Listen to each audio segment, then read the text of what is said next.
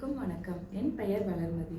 நான் ஐடிஎஸ்ஸில் 2வது கோர்ஸாக எப்பொழுதும் சிறந்த மாணவராக என்ற தலைப்பின் கீழ் படித்து முடித்துள்ளேன். இந்த கோர்ஸுக்கு கீழே நான் படிச்சிருக்கிற 5 டாபிக்ஸ் என்ன அப்படின்னா, கல்வியில் சிறக்க, பண்பில் சிறக்க, பேச்சில் சிறக்க, செயலில் செம்மை பெற, வாழ்க்கை சிக்கலை எதிர்கொள்ள அப்படின்னு 5 டாபிக்ஸ் படித்து முடிச்சிருக்கிறேன்.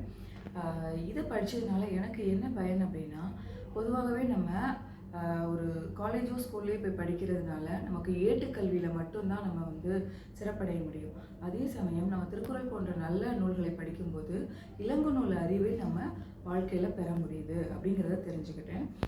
என்னதான் நம்ம ஏட்டுக்கல்வி மட்டும் படிச்சுட்டு இருந்தாலும் இளங்கு நூல் அறிவு இல்லை அப்படின்னா அவங்களை கல்லாதவராக தான் திருவள்ளுவர் சொல்லியிருக்கிறாங்க. அதனால நம்ம எப்பவும் இளங்கு நூல் அறிவை வாழ்க்கையில் நம்ம எப்போவுமே தொடர்ந்து கற்றுக்கிறதுக்கு முயற்சி பண்ணிகிட்டே இருக்கணுங்கிற புரிதல் கிடைச்சிருக்குது.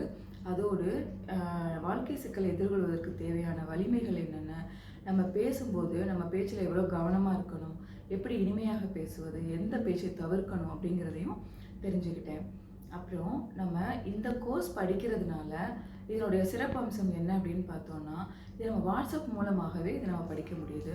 அதோடு இதனுடைய ஆசிரியர்கள் நமக்கு திருக்குறளை சொல்லிக் கொடுக்கும் விதம் ரொம்ப தனித்துவமானது. ஒவ்வொரு திருக்குறளையும் அதுக்கான சிறப்பான ஒரு நம்ம வாழ்க்கையில் நடக்கக்கூடிய நடைமுறை உதாரணங்களோடு சொல்லித்தரும் பொழுது நம்ம திருக்குறளை வாழ்க்கையோடு கனெக்ட் பண்ணுறோம். அதனால் நமக்கு ஈஸியாக திருக்குறளை நம்மளால் புரிஞ்சுக்க முடியுது இன்னும் பெட்டர்.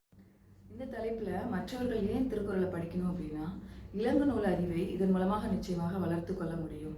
இளங்கு நூல் அறிவு நம்ம வாழ்க்கை முழுக்க நம்ம வளமோடு வாழ்கிறதுக்கு உதவுங்கிறதுனால ஒவ்வொருவரும் திருக்குறள் படிப்போம், வளமோடு வாழ்வோம். நன்றி.